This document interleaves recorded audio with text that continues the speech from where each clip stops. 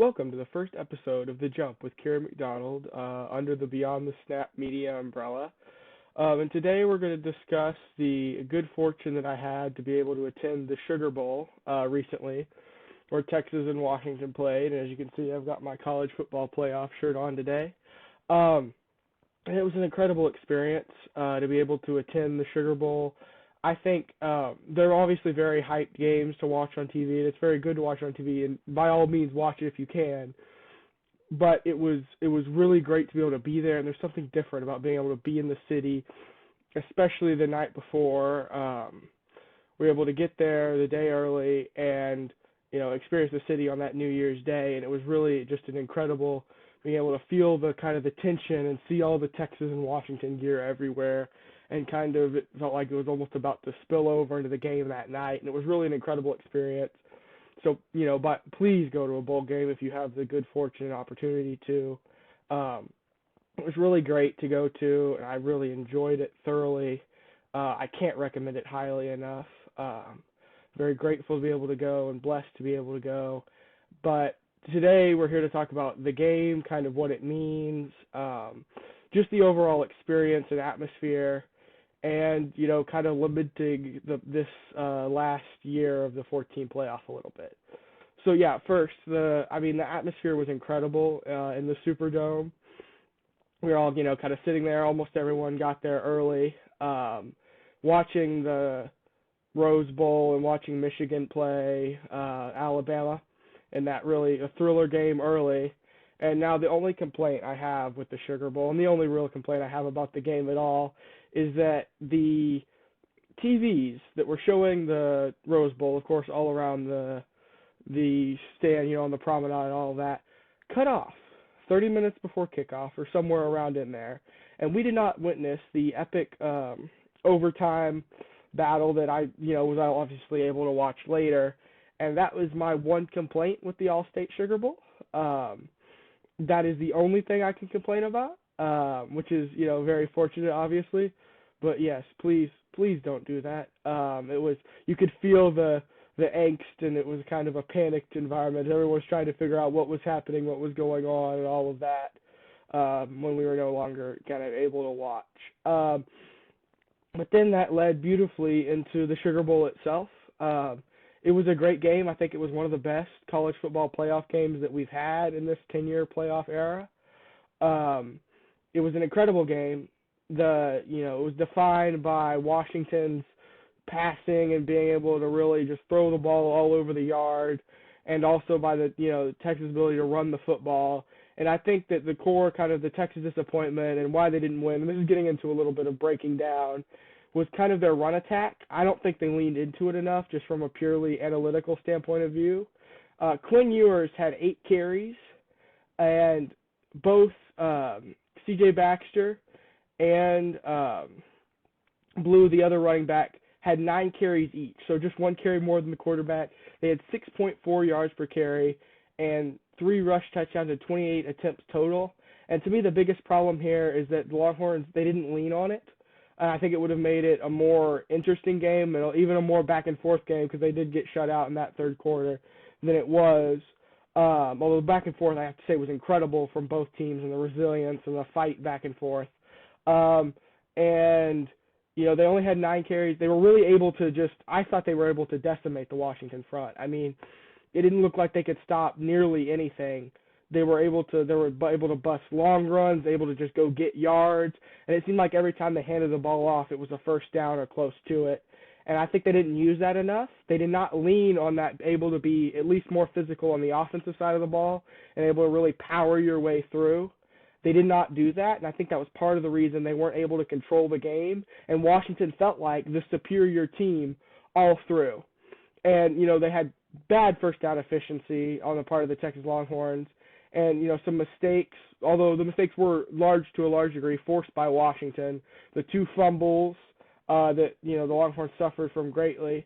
And there was also mistakes on Washington's part with a muff punt that then later led to a Texas touchdown. But I think that was, the mistakes especially on Texas' side of the ball, and Quinn Ewers just missing open receivers, not being able to settle in. And I think that, brings a larger part to the fact that there was I think that Washington was a more settled in team. And I think they've been that all through the season. And to me, the most incredible part of this Washington Huskies football team is not the high flying quarterback or receivers or their skill and talent. And they are skilled and talented. Do not mistake me to be saying that. But to me, they've been able to unsettle teams. Teams that play Washington do not look like themselves. Texas did not look like themselves. They weren't dominant on defense as they usually are. They weren't, grossly overpowering their opponents. They weren't able to get it done through the air and on the ground and mix it up. They didn't look steady in their play calls. They didn't look, they really just didn't look at home. They didn't look comfortable. And early in the fourth quarter and then also in the third quarter, coming out of that locker room in that stage. And to me, that's Washington's biggest, the reason why they've won so many close games is Washington is able to win that kind of they're able to win the mental game so well. They're always mentally prepared. They're always playing well. And to me, they're able to unsettle other teams. Like Oregon, both times they played Washington, did not necessarily look like themselves and weren't playing to their full capability. And to me, that was the biggest, Washington was able to unsettle a lot of teams. And that's why the close score games have gone their way. Because there's just been that edge, that unspeakable, that kind of, it's unknowable factor that Washington always seems to have on their side. And I think some people would say, and I of course said this at first and have said this in the past, but that the luck falls on Washington's side. And I don't think that's necessarily the case. I think that they're able to unsettle teams, which leads to mistakes like the fumbles that we saw, which leads to Washington being able to do what they do best and be that big shot, big play offense. And I don't think we've really seen Washington uncomfortable. Michael Penix has looked unflappable even when he's down or has problems. Their whole team really just has this very togetherness. I think that's credit to Kalen DeBoer. That's credit to the veteran players on the roster, a lot of which they're going to lose after this year. And I think it makes, it really helps their chances for a title. I think it's just that untenable factor, like the unpredictable factor of Washington that really makes them, that they've been slept on so much this year that made them more lethal and a better team than the Texas Longhorns in New Orleans. And I think it was an incredible fight from Texas that had the chance, incredible that comeback. The final plays were, they were heartbreaking. Jordan Whittington had that incredible catch to take Texas down the field after an injury, which of course no one likes to see, but it gave the Longhorns a chance. And then, throwing three or four consecutive passes to the end zone. Obviously, the final one being knocked away in an incredible defensive play from Adonai Mitchell, or against Adonai Mitchell, knocked away from him. And to me, that it was an incredible play. I think maybe Texas should have taken the underneath. Whittington was open a lot of those times. They were leaving it instead of keeping going to the end zone or tried to do something with a run. I know they didn't have any timeouts, but you have to think that if they get the big boys in there, that they can move that Washington front enough off the ball to score, to find a way. And to me, I think, maybe it's a little, you can maybe fault Sark a little bit for the play calling, but to just be able to get them back in it, for the players to get themselves back in it, to have a chance, I think was incredible. And I think that shows a lot about what Texas will be in the years to come. And I think that's, very going to be very key for them. And I think they'll learn to tamp down those nerves and playing in the big games and, not being quite on, not clicking like we've seen them click, especially down the stretch of the season and early, not being able to be the aggressor, but rather being, I felt like they were defensive the whole game. And I think that really contributed to Washington's incredible victory. They will play Michigan for the national championship, and I think that's great for them. I'm super excited to watch that game. I think Michael Penix is an incredible quarterback. I think he has, being able to have a pocket passer, that kind of poise, that kind of accuracy. It reminds me of a lot of great quarterbacks in the past, most notably Brady. He's just able to get it done. He has that clutch factor like Brady had, and I think he's going to be a great quarterback in the future and now. And hopefully Monday night he will be able to get it done for Washington and, help boost them. And I think all of this brings up a greater conversation about lamenting the unfortunate and I think untimely I guess there's no real other way to say it, death of this 14 playoff. It was incredible. The atmosphere, the fans, the hype, the general, just the feel of the stadium was insane. And I'll put it up on screen now.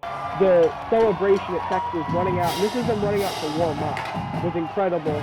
Even larger than when they run out for the actual, for the first time. Just the support from both sides and the dedication and just all of that to me that goes into these playoff games.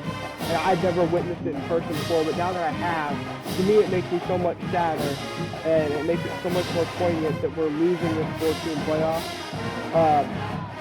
I mean, maybe it is outdated, maybe it's a relic, and maybe it's unwise, and I'm still advocating for it.